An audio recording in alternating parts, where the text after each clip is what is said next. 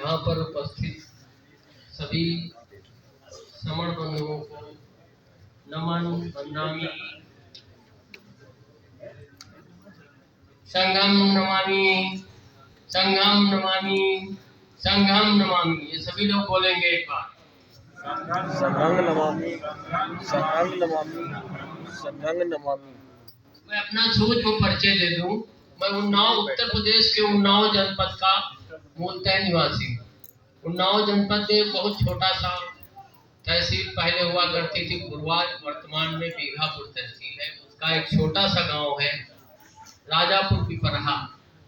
पिपराहा से ये लगता है शायद भगवान बुद्ध के समय या पहले वहाँ पीपल के पेड़ जरूर रहा करते होंगे, और थे भी। हमारे समय में बचपन में मैंने बहुत पीपल और बरगद के पेड़ भी देखे। मैं जब पैदा हुआ तो हमारे 2055 में मैं पैदा हुआ। मेरी माँ इतनी सीधी थी, उनको तिथि भी नहीं मालूम थी। अशिक्षित थी, ये भी नहीं मालूम था कि मैं कब पैदा हुआ कब नहीं। ये इतना ध्यान है कि तुम चैत्र में पैदा हुए थे। चैत्र जो मार्च का महीना आजकल माना जाता है, कभी कोई अप्रैल भी लोग बोल देते हैं उसमें, तो उस समय हुआ था। लेकिन जब मैं स्कूल गया तो एक विद्वान गुरु ने जो है हमारी जुलाई में तिथि लिखी, वो भी 2 जुलाई लिखी। उसका फायदा भी सेवा में मिला मुझे। रिटायरमेंट का फायदा हुआ, 1 महीने लास्ट जुलाई को रिटायर हुआ, ये एक फायदा मिला। मैंने बचपन में बढ़ते हुए देखा कि मेरे जो दादा थे, यानी मेरे पिताजी के पिताजी, बाबा बोला करते थे हम लोग, और दादी जो थी उनको अजिया बोलते थे। इस तरफ ये बोला जाता है, आप लोगों की और जगह जगह उद्बोधन होता होगा। तो हमने वो देखा कि जैसे आज मैंने ये पगड़ी बांधी है, वो पगड़ी बांध करके उस समय उसकी थोड़ा सुनहरे रंग की पगड़ी, जिसको कोसा का साफा बोलते थे, हमें आज भी ध्यान है, वो बांध करके घोड़ी थी उनके पास, तो घोड़ी में बैठ करके, आज तो साइकिलों में भी नहीं चलने दिया जाता है लोगों को, मोटरसाइकिल में भी नहीं, पैदल भी चलने के लिए दुश्वार है लोग। पहले तो क्या क्या किया गया, उस समय तगड़े तंदुरुस्त थे हमारे संत रतनलाल देसाई की तरह, लंबे चौड़े तगड़े तंदुरुस्त थे, कुश्ती लड़ा करते थे, तो ब्राह्मण समाज के लोग भी उनसे डरते थे। तो उस क्षेत्र में उनका बड़ा अच्छा नाम था। तो वो थोड़ी थोड़ी सी मैंने ध्यान है, मैंने उनसे सीखा कि वो कैसे रहते थे, किस तरह से करते थे। साथ में उनकी एक बहुत बड़ी खूबी थी कि वो समाज को जोड़ने के लिए रविदास जयंती का कार्यक्रम करते थे, और उसमें वो झांकी निकाला करते थे। वो झांकी 3-4 गांवों में जाया करती थी, और मैं बहुत छोटा था, मेरा ख्याल है 7-8 साल का रहा हुआ, तब उनका देहांत भी हो गया। तो झांकी में लोग भजन कीर्तन गाते हुए, हमारे दरवाजे पे काफी मैदान था, गांव में वैसे भी काफी मैदान रहता है, अब वहां भी छोटे छोटे टुकड़ों के लिए झगड़े फसाद होने लगे हैं।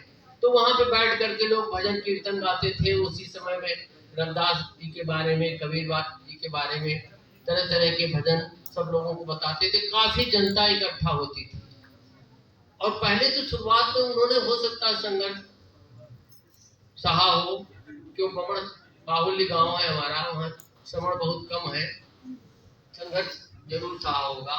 लेकिन उसके बाद में उनकी 6-7 साल तो मैं रहा होगा, उनकी देहांत हो गया। फिर मैं पढ़ने के लिए अपने ननिहाल चला गया। हमारे वहां से ननिहाल थोड़ी दूर में है, करीब 10-12 किलोमीटर में पैदल चला गया।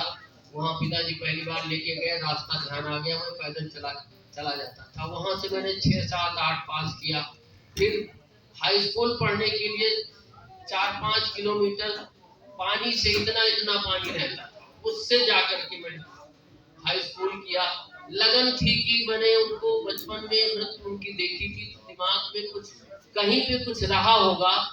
अपना ये मस्तिष्क है, तरह तरह की कोडिंग होती है इसमें, कुछ रहा जरूर होगा उसमें कि हम चिकित्सक बनेंगे, हम इनकी मृत्यु हुई है तो कुछ न कुछ तो करेंगे। तो मैं बायोलॉजी पढ़ने लगा, हाई स्कूल पास किया। देखा देहात में विज्ञान इंटर में नहीं थी, तो उसके लिए मेरे को कानपुर आना पड़ा। कानपुर से मैंने जो है फिर इंटर किया बायोलॉजी से, वहीं बीएससी करी, वहीं से एमबीबीएस किया। एमबीबीएस करने के उपरांत इंटर्नशिप होती है तो वो की। करने के बाद में थोड़ा सा उन दिनों पमड़ साम्राज्य आज की अपेक्षा था, स्कूलों में भी था, कॉलेजों में भी था, इंजीनियरिंग कॉलेज में भी था, मेडिकल कॉलेज में भी था। नाम पूछते थे, आगे क्या लिखते हो, क्या करते हो, तुम्हारे पिताजी क्या करते हैं। तो कहीं ना कहीं हम लोगों को योग्यता के अनुसार मूल्यांकन कम किया जाता है। अब भी हो रहा है, पहले भी होता था। पहले खुला नहीं था, आजकल खुला है। तो उसकी वजह से पोस्ट ग्रेजुएशन नहीं कर पाया। तो मैं एक रायबरेली का छोटा सा कस्बा है गोलुकसगंज, जिसमें एक हमारे आगंतुक आए थे, गुरुजी कह रहे थे मेरे, इनके एक हाथ में नहीं था। तो वहां मैं गया, हमारे चाचा श्री वहां रहते थे, तो वहां पे मैं प्रैक्टिस करने लगा। मैंने सोचा था कुछ तो करें, जनता की सेवा करें, कुछ थोड़ा बहुत तो अपना भी हो जाएगा।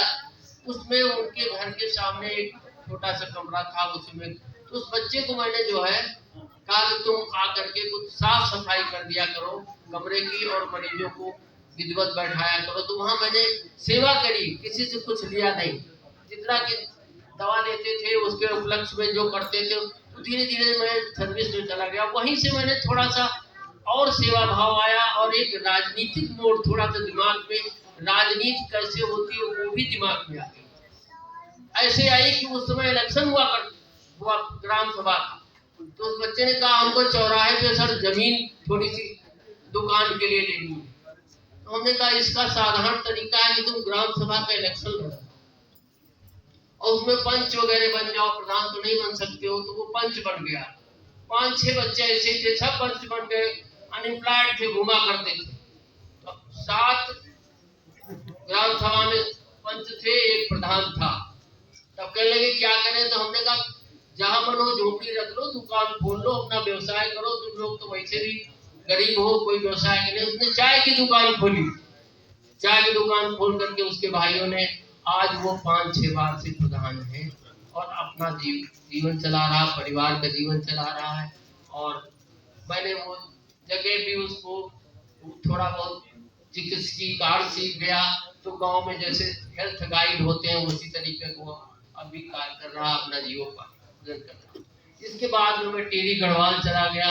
वहाँ हमारे मित्र डॉक्टर वीरेंद्र सिंह हैं, यहाँ बैठे हुए हैं, एक मित्र हैं, और डॉक्टर यूबी सिंह। कुछ 3 मित्रों से मुलाकात हुई, और ये 42 साल पुरानी बात है, 82 की बात है। तो डॉक्टर वीरेंद्र सिंह और दोनों लोगों के साथ में मेरी शादी उसी बीच में हो गई। तो मैं टीरी गढ़वाल में एक छोटे से कमरे में रह करके, क्योंकि वहाँ अस्पताल में जो है बिल्डिंग नहीं थी, तो प्रधान जी के कमरे में, जो कमरे थे सड़क किनारे, टॉयलेट नहीं बना था, इस तरह से लोगों की उसमें बोतल लेके, जैसे नहीं लोटा लेकर के अभी गांव में देहात में खुले मैदान में जाते हैं, उस तरह का भी जीवन देखा है मैंने। और पहले भी बचपन में अपने गांव में भी देखा है, ऐसा नहीं कि नहीं देखा है। तो सेवा काल में भी ऐसा हमको सुख मिला, सुख ही कहेंगे कि जीवन का सुख देखने को मिला। ये भी उसी तरह से रही साथ में और काम करती रही। उसके उपरांत विभिन्न पदों में रहते हुए मैं फिर चिकित्सा स्वास्थ्य विभाग से सेवानिवृत्त हुआ। आज संघ में मैं लगभग 3 वर्ष से जुड़ा हुआ हूँ। संघ ने मुझे जो कार्य सौंपा है, मुझे संत की उपाधि दी है, मुझे संत का वो किया है, उसका मैं इस संघ का, समर्थन का बहुत आभारी हूँ। ये कोई वो नहीं है, बहुत बड़ी जिम्मेदारी। इस जिम्मेदारी को पूरा करने के लिए मैं अथक प्रयास करूंगा और कोशिश करूंगा कि कभी मेरे से किसी तरीके की कोई, मैं शपथ में वैसे भी ले चुका हूं, और अभी हमारे रतिलाल देसाई सर संत जो हैं उन्होंने शपथ दिलाई, मैं अच्छी तरीके से इसको, मैं पहले हमको जब संघ से बताया गया कि जो है आपको ऐसा करना, तो मैंने सोचा, हमने कहा ऐसा गुण तो मेरे में है ही नहीं, क्यों आप लोग ऐसा कह रहे हो। तो क्या गुण अपने आप नहीं देखे जाते हैं, गुण जो है दूसरा देखता है, वो बताता है कि किसमें आप कौन गुण है कौन नहीं गुण है। अंततः गत्ता परिवार की स्वीकृति ली, परिवार में भी थोड़े दिन तक द्वंद रहा, आपस में बच्चों में रहा, पत्नी में, मेरे में रहा। कुछ सुझाव मिले इधर के, कुछ अच्छे कुछ बुरे, कुछ समाज के और लोगों से पूछा तो मेरा मन कहा कि अब तो क्या है, 10 साल की जिंदगी है, उसको जैसे मनो वैसे काट लो। लेकिन मैंने सोचा कि नहीं, इस तरह से काटने में थोड़ा सा ज्यादा बेहतर रहेगा, क्योंकि मैं सेवा भाव से जुड़ा रहा हूँ। तो इस सेवा भाव में थोड़ा और चीज आ जाएगी और बात आ जाएगी, सेवा करने में हो सकता है थोड़ा सा हमें और बल मिले। तो इस वजह से मैंने ये स्वीकृति दी और आज संघ ने मुझे ये अमली जामा पहनाया। इसके लिए संघ का बहुत बहुत साधुवाद, बहुत बहुत साधुवाद। साथ में कुछ संघ के जो नियम थे उसके बारे में हमें समर्थ धीरराज सर ने बहुत अच्छी तरीके से बताया है, संत रतिलाल देसाई सर ने बड़ी अच्छी तरीके से बताया है। उन बातों की चर्चा करना, समय भी काफी हो रहा है, उन बातों की चर्चा करना जो है न्याय संगत नहीं होगा। बोलने के लिए तो बहुत कुछ है। ये पहला संबोधन बहुत अच्छा होना चाहिए, मेरा ख्याल है कि शायद उतना बढ़िया नहीं है। समय का अभाव भी है और मन के उद्गार तो बहुत हैं, लेकिन उद्गार निकलते निकलते कहीं मैं सोच रहा हूँ मेरे मन को आंखों से आंसू ना आ जाए। तो इसलिए मैं अब अपनी इस वाणी को यही विराम देना चाहता हूँ कि जिससे मैं थोड़ा सा अपने को संयमित रख सकूं। बहुत बहुत धन्यवाद। आप सब लोगों का बहुत बहुत साधुवाद, बहुत बहुत